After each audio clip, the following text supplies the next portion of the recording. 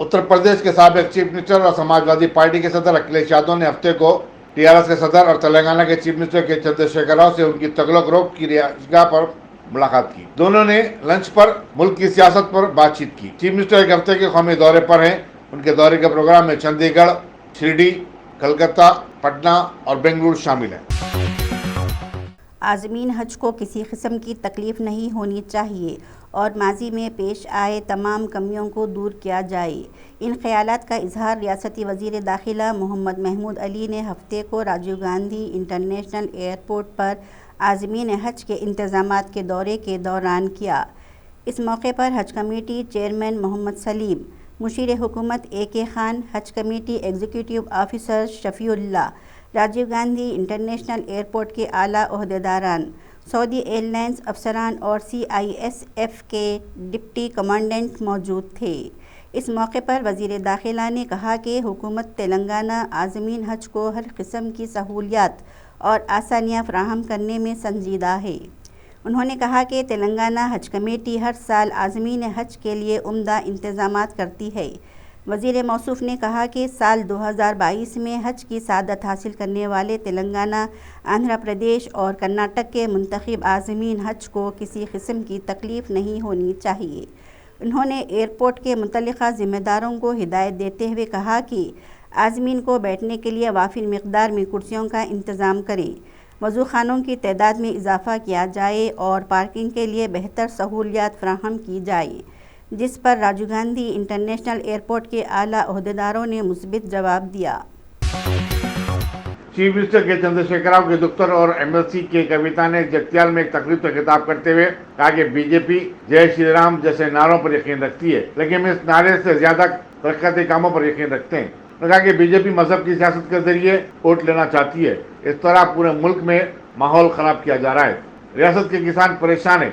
मरकज ने धान खरीदने से इनकार कर दिया है। ऐसे में बीजेपी के रियासती सदर और रुकन पार्लियामेंट बंडी संजय यात्रा पर निकल पड़े, जो कि अफसोस का मुकाम है। मोदी है तो मुश्किल है। क्यों मुश्किल है? मोदी है तो मुश्किल है। क्यों मुश्किल है?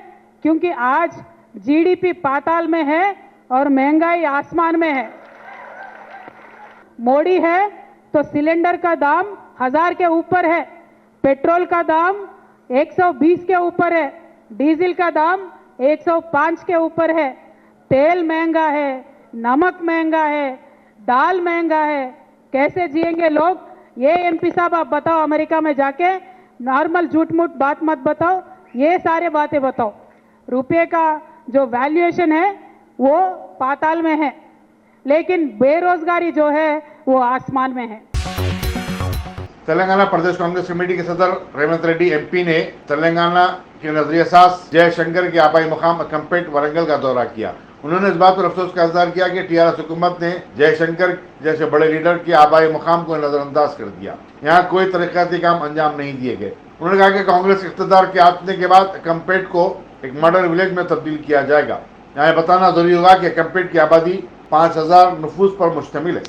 మా హేమలతమ్మ చెప్పింది, వాళ్ళ దుర్మార్గాలు, వాళ్ళ దాష్టికాలు, వాళ్ళు ఏ విధంగా అంచివేస్తున్నారో ఆడబిడ్డ మీద చేసిన దాడికి SC ST కేసు పెడితే బెదిరించి కేసు వాపసు తీసుకోమని ఇవాళ ఒత్తిడి చేస్తున్నారట। ఈ వేదిక మీద నుంచి నేను చెప్పదలుచుకున్న పాత్రికేయ మిత్రుల సాక్షిగా హేమలత దగ్గరికి ఎవడని వచ్చిందంటే వంగబెట్టి చెప్పుతో కొడుతున్నా కొడుకల్ని। ఇవాళ వాడు అనుకుంటుండే చల్ల ధర్మారెడ్డి నీ కేసీఆర్ ఉంటాడేమని। బిడ్డ, మా దళితులు, మా పేదోళ్ళు, ఇక్కడున్న మా కాంగ్రెస్ పార్టీ కార్యకర్తలు అనుకుంటే కేసీఆర్ ప్రగతి భవన్ పెళ్ళ ఊడవిక్కొని పోతాం ఒక్కొక్క కార్యకర్త అనుకుంటే।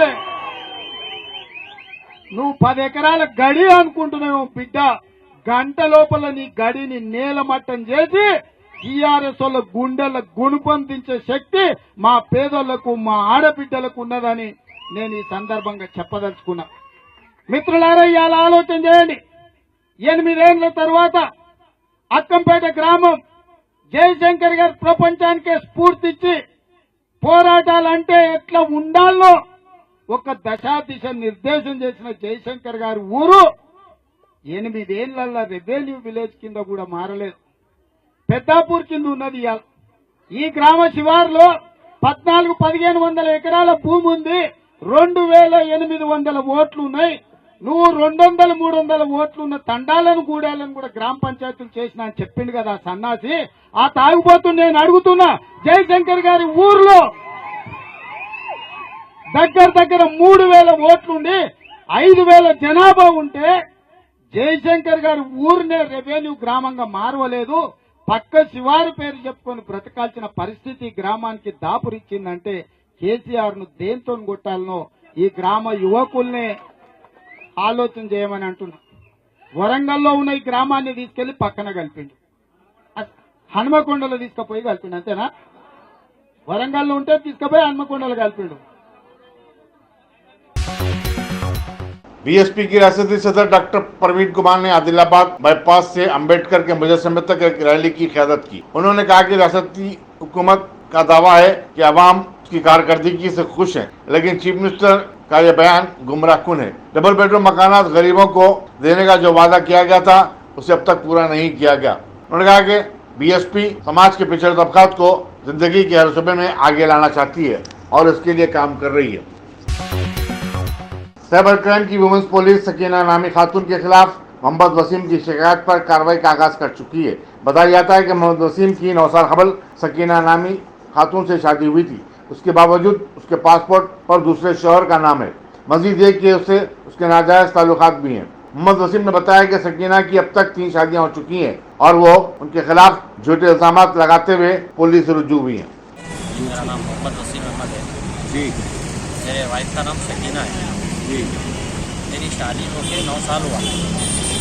मेरे वाइफ जो है मेरे खिलाफ कंप्लेंट दी थी कि मैं दूसरी शादी कर लिया हूँ, दूसरी शादी कर लिया अभी से हुए बोल के।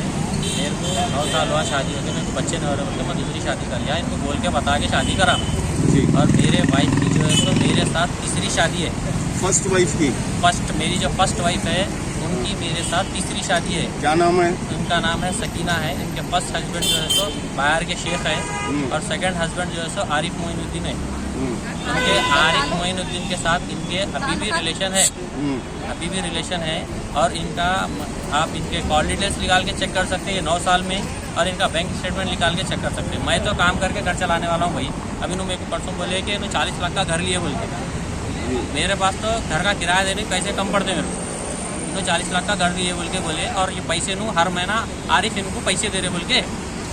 इन्हों बोल रहे इनको पैसे दे रहे। उन्होंने मेरे आरिफ भाई को बोल रहे कि उनको मेरे घर का किराया दे रहे, मेरा खर्चा दे रहे। 9 साल से इन्हों मेरे को पाल रहे बोल के बोल रहे। और इन्होंने वीडियो बना के मेरे खिलाफ वीडियो बना के मीडिया में डाले, ये बोल के कि मैं इनका इन्हों मेरा 12 लाख रुपये कर्जा भेजे और मेरा 6 तोले सोना जो है उनकी शादी में दिए थे। मैं बोला भाई ये आप ये साबित कर दो, 12 लाख रुपये दिए थे, 6 तोले सोना मैं आपको वापस कर देता हूँ। और मीडिया में इन्होंने जो है बादशाह साहब बोले कि मेरे ऊपर इल्ज़ाम लगे कि मैं दूसरे औरतों के साथ रहता हूँ या घर में औरतों को लेके आके रहता हूँ या औरतों के पास जाता हूँ, इनसे पैसे लेके मैं दूसरे औरतों के पास जाता हूँ बोल के बोले। आपकी शादी कैसा हुई थी? मेरी शादी देखो लव मैरिज ही हुई थी मेरी, इनसे पसंद से हुई थी और मैं मेरे घर वालों के खिलाफ जाके शादी करा था इनसे। कहाँ करे थे? टोली चौक एस फंक्शन हॉल में 2013 में मेरी शादी हुई।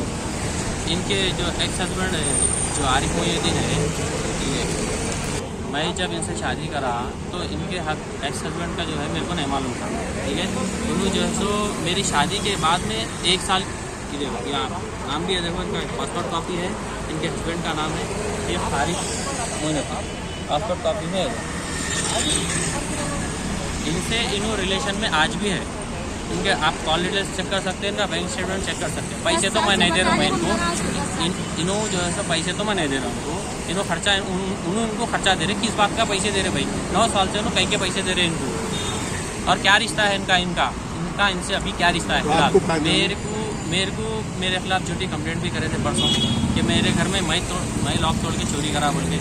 आसिफ नगर PS में बुलाए थे, फिर जो है वहाँ पे SI साहब जो है बुला के घर के ओनर को फोन करके बुला के पूछ लिए कि घर किसका है और कौन है। तो जिले मेरचल के असम्बली हल्के उप्पल में साबिक वज़ीर-ए-आज़म राजीव गांधी को उनकी 31वीं बरसी के मौके पर पुरअसर खिराज अक़ीदत पेश किया गया। मुकामी कांग्रेसी कायदीन की तरफ से मुनक़िदा एक जलसे में उन्हें नए हिंदुस्तान का मेमार करार दिया गया।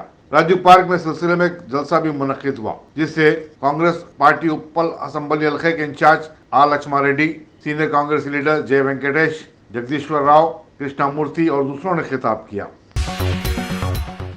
साबिक वज़ीर-ए-आज़म राजीव गांधी की 31वीं बरसी के मौके पर 21 मई को यौम मुखालिफ दहशतगर्दी मनाया गया। तमाम सरकारी दफातर और इदारों में मुलाजिमीन ने दहशतगर्दी से मुकाबला करने का अहद लिया। साउथ जोन के कारापत्थर पुलिस स्टेशन में मुलाजिमीन पुलिस ने भी ऐसा ही अहद लिया और कहा कि वो मुल्क में अदम तशद्दुद, भाईचारगी और अमन व अमान की फिजा को आम करने के लिए काम करेंगे। सालार मिल्लत स्पोर्ट्स कॉम्प्लेक्स चंदूलाल बारादरी में मजलिस असेंबली मौजम खान ने स्विमिंग पूल का इफ्तिताह किया। DSMC की जानिब से चलाए जाने वाले स्विमिंग पूल में आवाम को तैरने की मुफ्त सहूलत हासिल है। इस मौके पर कॉर्पोरेटर्स मोहम्मद सलीम, हुसैनी पाशा, नुमाइंदा कॉर्पोरेटर मोहम्मद अब्दुल हन्नान और दूसरे भी मौजूद थे। आज बहादुरपुरा कॉन्स्टिट्यूंसी के अंदर चंदूलाल बारादरी स्पोर्ट्स कॉम्प्लेक्स, सालार मिल्लत स्पोर्ट्स कॉम्प्लेक्स में समर कैंप्स का इनॉग्रेशन किया गया है। आज तकरीबन 2 साल के बाद समर कैंप्स का इनॉग्रेशन का इफ्तिताह हुआ है। पिछले 2 साल से कोविड की वजह से समर कैंप्स नहीं हो रहे थे।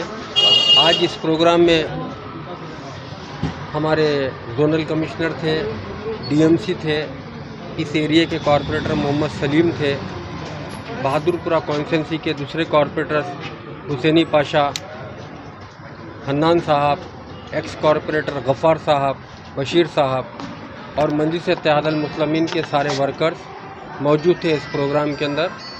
मैं आपके चैनलों के ज़रिए बहादुरपुरा कॉन्स्टिट्यूंसी की आवाम से गुजारिश करना चाहता हूँ, जितने भी नौजवान बच्चे हैं हमारे, आप इस समर कैंप्स का आके जायज़ा लीजिए और हिस्सा बनिए इसका आप, और अपने समर्स का एंजॉय करिए। यहाँ पर स्विमिंग है, कैरम है, शटल है, बैडमिंटन है, बॉक्सिंग है, जूडो है, कई वजह के गेम्स इस समर कैंप में चल रहे हैं। आप अपने बच्चों को भेजाइए समर्स के अंदर और इस स्पोर्ट्स कॉम्प्लेक्स सालार मिल्लत स्पोर्ट्स कॉम्प्लेक्स से फ़ायदा उठाइए। शुक्रिया। बहादुरपुरा कॉन्स्टिट्यूंसी के लोग आ सकते हैं या अदरवाइज आ सकते हैं। ये ग्रेटर हैदराबाद म्यूनसिपल, कोई ऐसा नहीं रहता है यहाँ का नहीं आ सकता, वहाँ का नहीं आ सकता, नहीं, GHMC का है। हर कोई आइए अपने तौर पर, यहाँ पर आके आप क्या बोलते तो इस्तेमाल कर सकते हैं sports complex. Thank you. Karnataka के जिले धाड़वा में हफ्ते की अवलिन सातों में हुए खौफनाक हादसे में 3 बच्चों समेत 7 अफराद हलाक हो गए, जबकि दीगर 3 जख्मियों को दवाखाने में शरीक करवा दिया गया है। बताया जाता है कि तमाम एक मिनी बस के जरिए बंका हल्ली में एक तकरीब में शिरकत के बाद वापस हो रहे थे। बस में जुमला 21 अफराद सवार थे। डिस्ट्रिक्ट सुपरिटेंडेंट पुलिस कृष्णाकांत ने मुकाम में हादसा का मुआयना किया और राहत व इमदाद के कामों की निगरानी की। साबिक वज़ीर-ए-आज़म राजीव गांधी की 31वीं बरसी के मौके पर उन्हें जबरदस्त खिराज अक़ीदत पेश किया गया। कांग्रेस के साबिक सदर राहुल गांधी ने कहा कि उनके वालिद एक दूरअंदेश सियासतदान थे, जिन्होंने हिंदुस्तान को तरक्की की सिमत ले जाने में अहम रोल अदा किया। कांग्रेस के जनरल सेक्रेटरी अविनाश पांडे ने मुल्क में माशी इस्लाहत को राजीव गांधी की देन करार दिया। राजीव गांधी की समाधि वीरभूमि पर सुबह में एक दुआए इज्तिमा मुनक़िद हुआ। कांग्रेस की उभरी सदर सोनिया गांधी, जनरल सेक्रेटरी प्रियंका गांधी और कई सरकर्दा कायदीन ने राजीव गांधी की समाधि पर फूल चढ़ाए। वाज़ेह है कि साबिक वज़ीर-ए-आज़म राजीव गांधी की 31 मई 1991 को तमिलनाडु के एक शहर में खुद के हमले में मौत हो गई थी। LTT ने इसकी जिम्मेदारी कबूल की। वज़ीर नरेंद्र मोदी ने अपने ट्विटर पर राजीव गांधी को एक सत्र में खिराज अक़ीदत पेश किया। महंगाई के दरमियान इंद्रप्रस्थ गैस लिमिटेड IGL ने अवाम को एक और झटका दिया है। कंपनी ने दिल्ली में कंप्रेस्ड नेचुरल गैस CNG की कीमत में 2 रुपये फ़ी किलो का इजाफा किया है। हफ्ते को कंपनी की जानिब से जारी बयान के मुताबिक इस इजाफे से दारुल हुकूमत में CNG की कीमत 75 रुपये 61 पैसे फ़ी किलो हो गई है और कीमतों में इजाफे का इतलाक़ आज से होगा। गुज़िश्ता 24 घंटे के दौरान मुल्क में कोरोना वायरस के 2323 नए केसेस रिपोर्ट हुए, जबकि इसी मुद्दत में 25 अमवात भी हुई हैं। मरकजी वज़ारत सेहत ने बताया कि मुल्क में इस वबा से मुतासर अफराद के सेहतयाब होने वालों की शरह 98.71% है। पाकिस्तान के वज़ीर-ए-आज़म शहबाज शरीफ ने मुस्लिम लीग नून की नायब सदर मरियम नवाज़ के ख़िलाफ़ इमरान खान के काबिल एतराज़ तबसरे की मज़म्मत की है। शहबाज शरीफ ने इमरान के बयान को अफसोसनाक करार देते हुए कहा कि पूरे मुल्क की ख़वातीन को इमरान खान की मुखालिफत करनी चाहिए। पाकिस्तान के वज़ीर-ए-आज़म शहबाज शरीफ ने ट्वीट करते हुए कहा कि मुल्क के ख़िलाफ़ आपके जराइम छुपाए नहीं जा सकते।